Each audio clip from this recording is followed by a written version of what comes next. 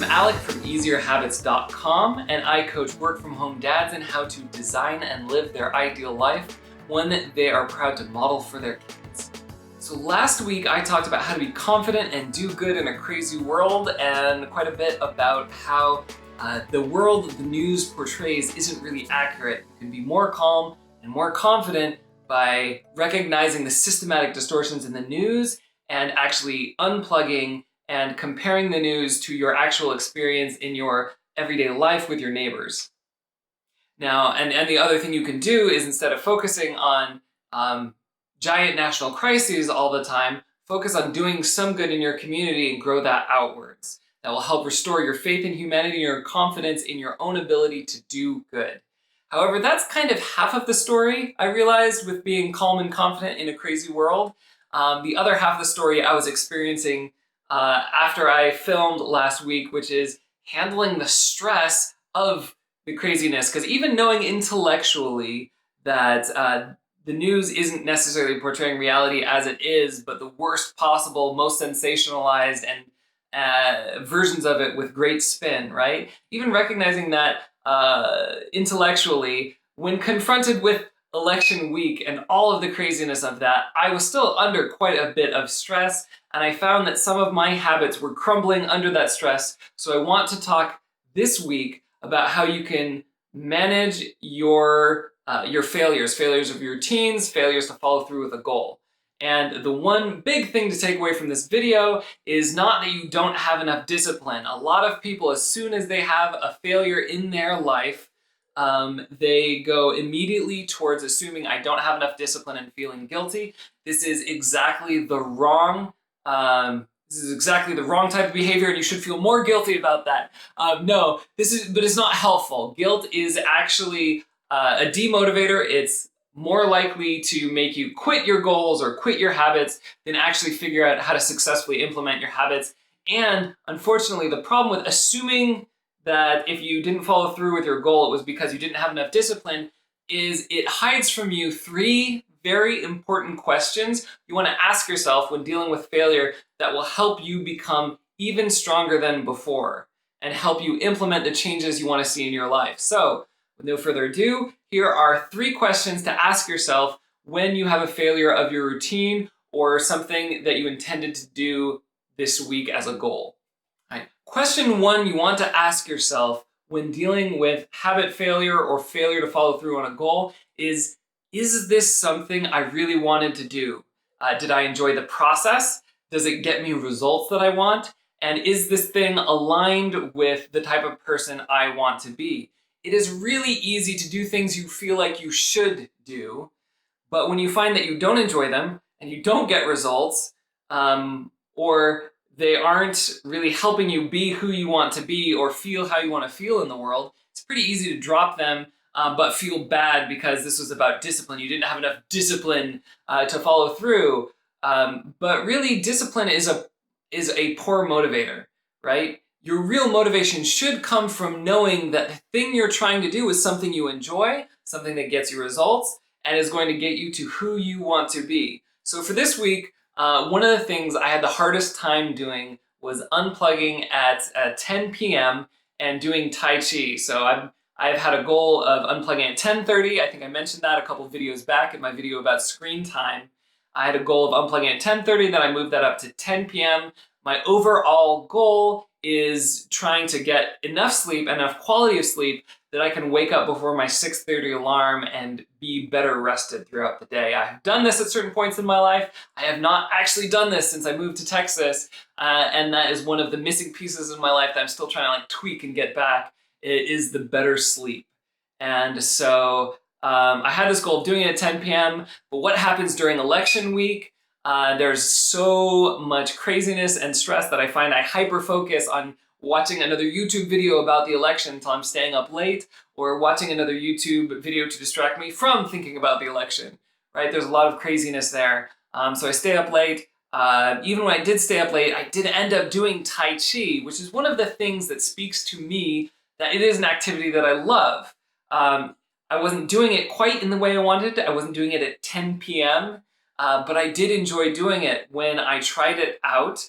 I found that all my racing thoughts quieted, that it was great practice for me drawing attention away from craziness outside in the world that I don't have a lot of control over, and bringing back my awareness to something that I do have ultimately a lot of control over, which is my breath, my body, how I move and act in the world. And that was extremely helpful. I enjoyed that. I see results in terms of being quieter mentally and more relaxed physically afterwards. So it's definitely something I want to do. But if I had a different situation, for example, say I'm trying to do Tai Chi to relax me before bed and I'm getting more frustrated that the movements feel awkward, then maybe Tai Chi isn't the right habit to do before bed. If I really want to do Tai Chi, maybe that's something I do earlier in the day. But something I want to do before bed that gives me the results of being relaxed could be something else. It could be walking around. I do actually like to walk around in the dark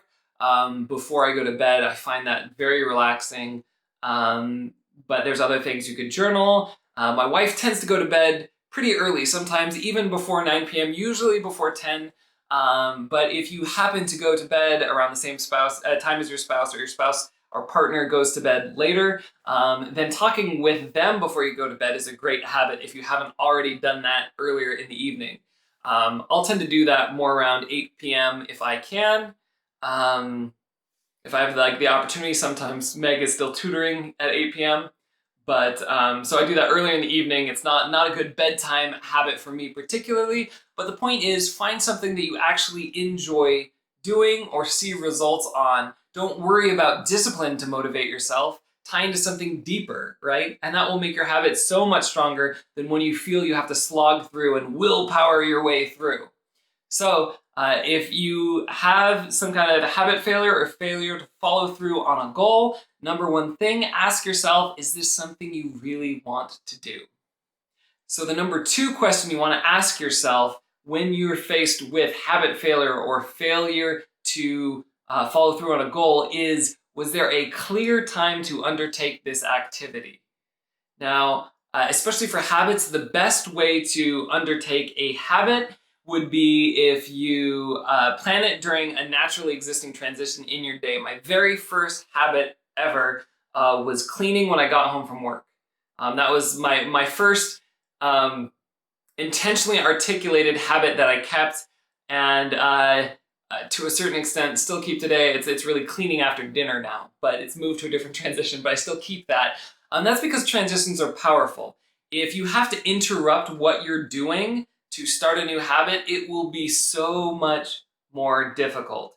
And so that is one reason why I really recommend starting with small habits that can easily slot into an existing transition in your day, like a 10-minute habit if you're starting to do change. You can slot 10 minutes into all sorts of places: when you first wake up, after you have breakfast, when you get back from work, on your lunch break, when the kids go to bed. All of those things are habits that you can slot into a particular time pretty easily. So if you're trying to start a habit and you're not finding it work out for you, add this habit into an existing transition in your life, and it will be a lot easier. And keep it small so it's easy, small at least at first. You can scale it up later, but keep it small at first so that you can easily add it in. Now, if this is more of less of like an everyday habit and more of like a weekly goal that you didn't follow through with, the question is more of, when did you actually schedule time to accomplish it? If you didn't actually have a particular time to accomplish it in your week, then there's your problem. And this is more of a scheduling issue. And you have to ask yourself, is there a better time? Did I not do it because I was too tired? Maybe I need to schedule it from earlier in the day. Or, did I schedule it in a time where work crises or family crises or interruptions are likely to keep me from doing this? And when do I have, more uninterrupted time? So that's one way to think about it. Now, there's one problem with my particular goal. The reason I'm doing Tai Chi is specifically so I can interrupt a negative habit, which is obsessing over the next YouTube video and doing that until I'm staying up way too late, right? That's one habit. And I'm trying to break that. I'm trying to create a new transition in my day. And that is not a particularly easy thing to do.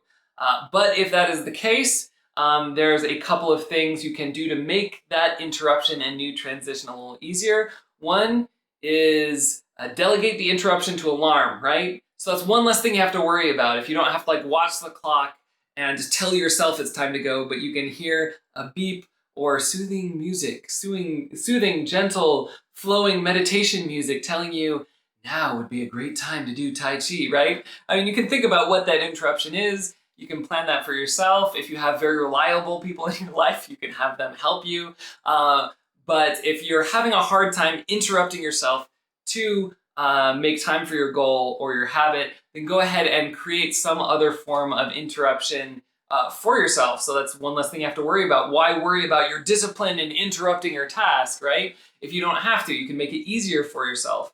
And then the other thing that you can do to make interrupting and creating a new transition in your in your life easier is just to make sure that you have everything on hand when you intend to do it. So this is something that I have. It's something when I've talked to people about like taking medicine, for example, at a regular time every day, that just, all right, when do you want to take it? Well, make sure you have the medicine there so you don't have to like go all the way to the bathroom. If you have medicine in the medicine cabinet, right? Save yourself the walk, make it easier, and then that new transition, the easier you make that new transition because you have everything available on hand, the more likely it is you're going to follow through with creating that new transition in your life. And so in addition to setting an alarm this week, how could I make Tai Chi easier? Well, it's already pretty easy. It's already pretty easy for because I can just like shut my computer off and do it right in the room where I am, and that's why I'm a huge fan of like body weight workouts at home and other exercise that I can do right there. I know if I have to go to the gym or go somewhere special, I won't do it unless for some reason it's somewhere I really look forward to somewhere I really look forward to doing an activity.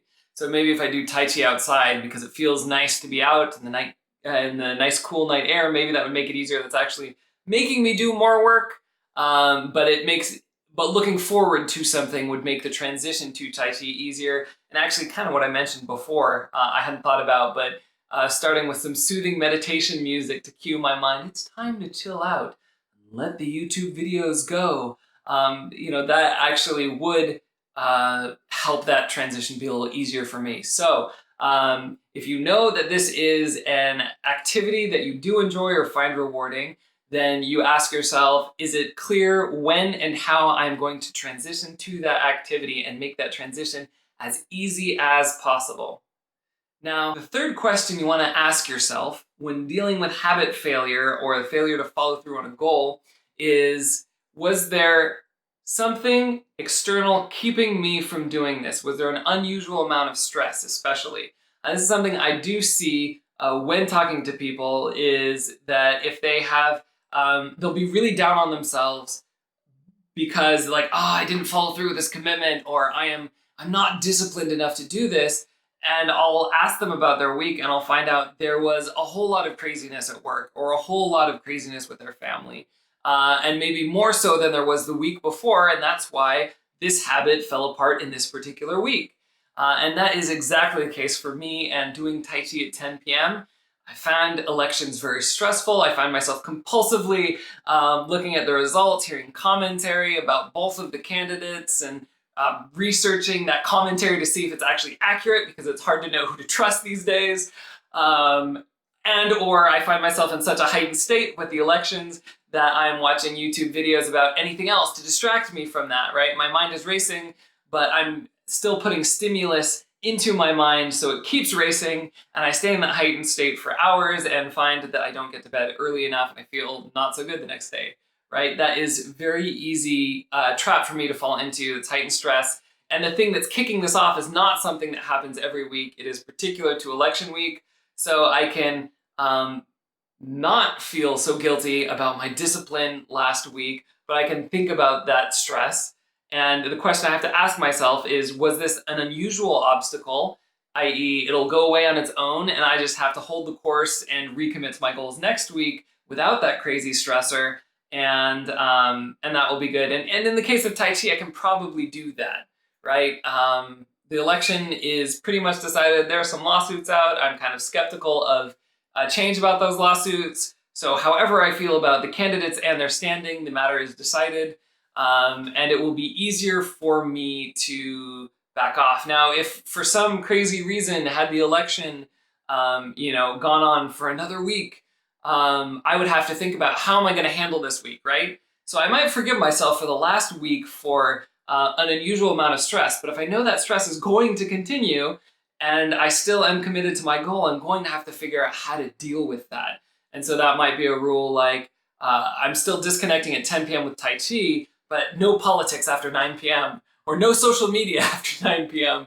I can play games, I can watch a movie, I can watch something educational, whatever it is, but no politics after 9 p.m. And then that will allow me to kind of ramp down to a place where disconnecting at 10 p.m. is easier. My mind isn't racing quite so much. And so that is the third thing to ask yourself when your habits or follow through with goals fails is, was there an obstacle? And is that obstacle going to continue? How will I deal with it? All right. And all of these things will help you develop some pretty great meta habits that might be even more powerful than the original habit you're trying to implement. So when you're faced with habit failure and you castigate yourself for not having enough discipline, all you're practicing is tearing yourself down. But when you use these 3 questions, is this something I really wanted to do? Do I have a clear time to engage in the activity? And are there any obstacles or unusual stressors that I need to deal with in order to follow through with this habit? If you ask yourself those 3 things, you'll be practicing 3 meta habits that are extremely powerful in your life. You're practicing 1, being honest with yourself, not just, telling yourself you should do something, you want to do something because you feel like you should do it, but being honest about what you really want and what you actually see results in. You're practicing clarity, you're practicing the planning. Are you able to implement something with specificity and be clear about when you do it? And of course, third, you are practicing grit. Are you able to deal and adapt with challenges? And rather than just castigating yourself for a lack of discipline when challenges come into your life, are you able to actually think through those obstacles and see what would actually make a difference in your life? And as you practice those things, those 3 things, they will make future habits and goals easier to implement, and they will take a whole lot of stress off of your mind. You won't feel guilt about challenges or failures. You'll be able to try new and difficult things without tearing yourself down. So this week, as you have a new habit you want to implement, or you have a goal for this week, take a look out for times where those habits fail. Remind yourself that that's okay. That's the learning process. And this process gives you the opportunity to practice several important life skills in terms of being honest with yourself, in terms of clarity, and in terms of grit and overcoming obstacles, and see if asking those questions doesn't change your relationship to that habit and help you keep that habit more often. The other thing that I can point out where this will have a big benefit, asking these 3 questions and changing your relationship to failure, is this will also help your relationship with other people. As you come to realize that the failures in your life are not necessarily astronomical and catastrophic failures of you as a human being, but they're just a set of circumstances that you can change and adapt to, then you will start to be more forgiving of the failures in people around you. I really can't stress how important this mindset shift is for,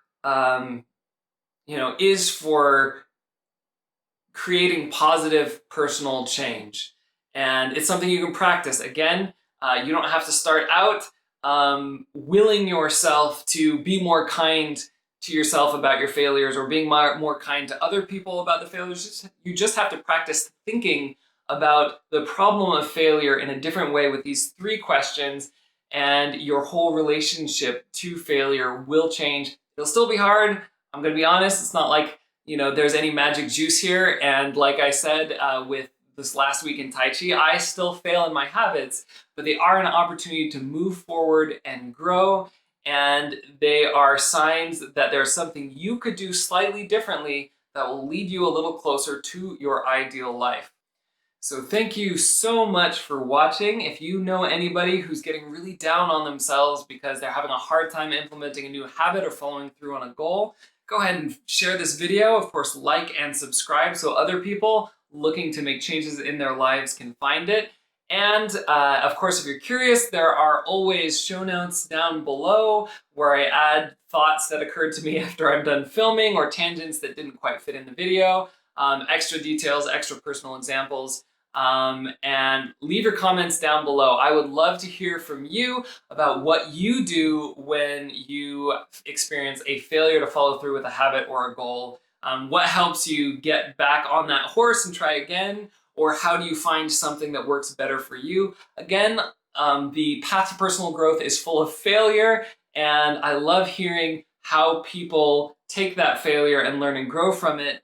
And if you have any examples, again, just throw them down in the comments. Would love to hear it. Thank you so much for the comments that you've already given on my videos, the likes, the subscribes. I really appreciate it. And of course, until next week, make big changes, one small habit at a time.